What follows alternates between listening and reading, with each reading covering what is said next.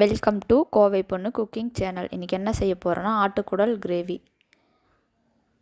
ஆட்டுக்குடல் 1/2 kilo, தக்காளி 2, சின்ன வெங்காயம், வரமிளகாய், பூண்டு, தேங்காய், மல்லித்தழை, புதினா, மல்லி, சீரகம், சோம்பு, மஞ்சத்தூள், இஞ்சி, பச்சை மிளகாய், கருவேப்பிலை.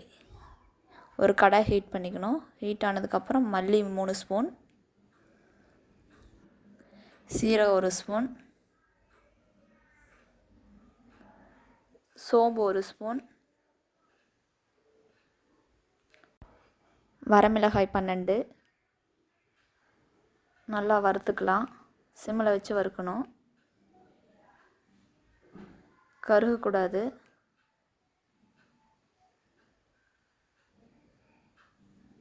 லைட்டாக ஆயில் சேர்த்துக்கலாம், அப்போ தான் சீக்கிரம் வறுக்கும்.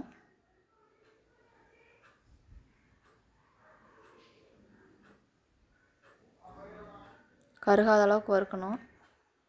வறுத்தாச்சு. ஒரு கடாய் ஹீட் ஆனதுக்கப்புறம் வெங்காயம் சேர்த்துக்கணும். ஒரு 150 கிராம் வெங்காயம், 2 கட்டை பூண்டு, இஞ்சி கொஞ்சம், கருவேப்பிலை கொஞ்சம், புதினா, மல்லித்தழை, ஆயில் இதெல்லாம் சேர்த்து நல்லா வதக்கிக்கலாம்.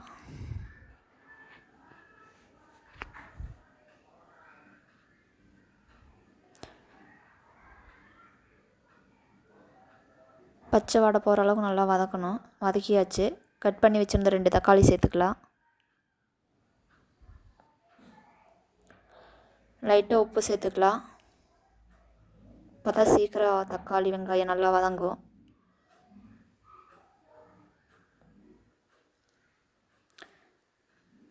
போதும், அடுப்பு ஆஃப் பண்ணிடலாம். அப்படியே வறுத்து வச்சுருந்த மல்லி சீரகெல்லாம் போட்டு மிக்சியில் போட்டு அரைச்சிக்கலாம். 1/2 ஸ்பூன் மஞ்சத்தூள் சேர்த்துக்கலாம்.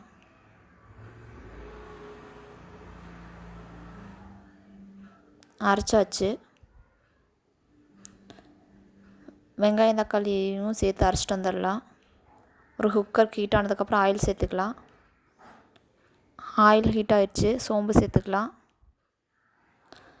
சோம்பு பொரிஞ்சோன்னா பச்சை மிளகா 2 எடுத்து கட் பண்ணி வச்சுருக்கேன், வரமிளகா 2, கருவேப்பிலை அதில் சேர்த்துக்கலாம்.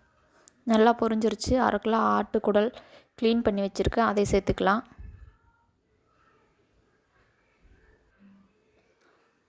நல்லா கலரிக்கலாம். மஞ்சத்தூள் 1/2 ஸ்பூன் சேர்த்துக்கலாம். கல்லுப்பு கொஞ்சம் சேர்த்து நல்லா கலரிக்கலாம்.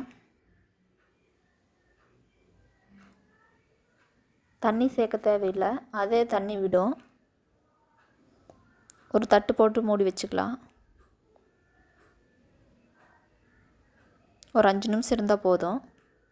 5 நிமிஷம் ஆயிடுச்சு. ஓப்பன் பண்ணி பார்க்கலாம். பாருங்கள் எவ்வளோ தண்ணி விட்டுருக்குன்னு. ஒரு கலரிக்கலாம்.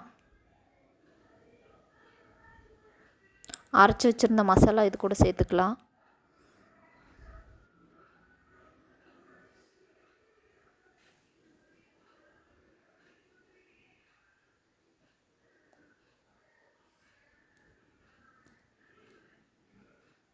கலரிக்கலாம்.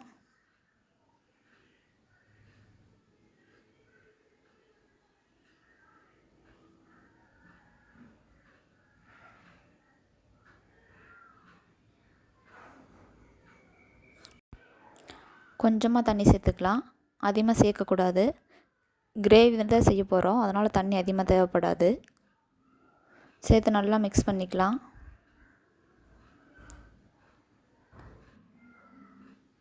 மூடி போட்டு க்ளோஸ் பண்ணிக்கலாம்.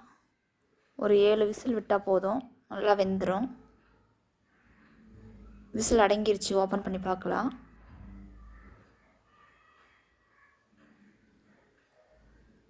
முக்கால்வாசி ரெடி ஆயிடுச்சு. நான் அரைச்சி வச்சுருந்த தேங்காயில் பால் எடுத்து வச்சுருக்கேன், அந்த பால் இது கூட சேர்த்துக்கலாம். தேங்காய் பால்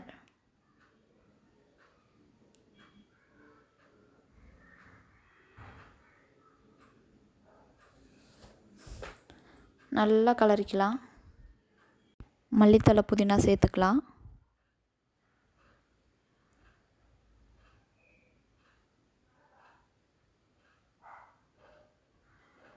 நல்லா கலரிக்கலாம். இது எண்ணெய் விட்டு வரணும், அப்போ தான் கிரேவி நல்லாயிருக்கும். நம்ம ஒரு தட்டு போட்டு மூடி ஒரு 5 நிமிஷம் விட்டுறலாம். 5 நிமிஷம் ஆயிடுச்சு, ஓப்பன் பண்ணி பார்க்கலாம். ரெடி ஆயிடுச்சு.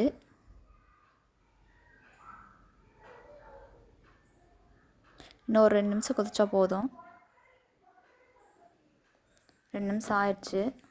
பாருங்கள் எவ்வளோ எண்ணெய் விட்டு வந்திருக்குன்னு. சுவையான குடல் கறி கிரேவி ரெடி. நீங்களும் இந்த மாதிரி வீட்டில் செஞ்சு பாருங்கள். நல்லா இருந்தால் கமெண்ட் பண்ணுங்கள். தேங்க்யூ ஃபார் வாட்சிங்.